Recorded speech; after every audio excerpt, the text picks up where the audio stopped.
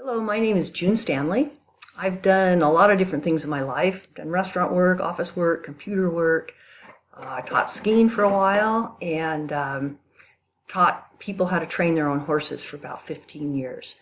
In my late 30s, I went back to college and I started teaching when I was 40.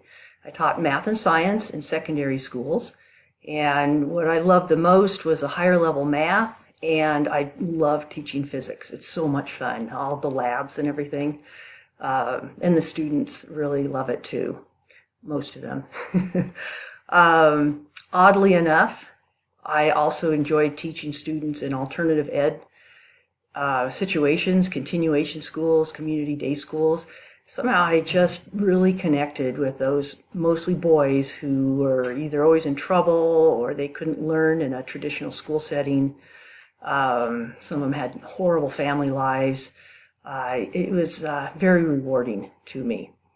I've always taught in small rural schools, so I don't have the experience of having worked in a large high school or junior high.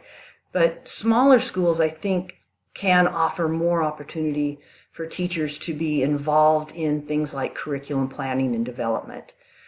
They don't have the resources to hire people to do that. For the last year and a half, I've taught at an adult school in a prison. And people always think that sounds horrible, but it's the best job I've ever had. It's so rewarding, and to be able to help those men who want to better themselves, to be able to help them get their GED, go on and take college courses. And I know it's a tremendous benefit for society that when these men are released, instead of committing more crimes and hurting more people and coming back into prison, they can be contributing members of society. They can raise their kids the right way. They can pay their taxes. And so it's rewarding because they appreciate it so much. They're so grateful and they need it so badly.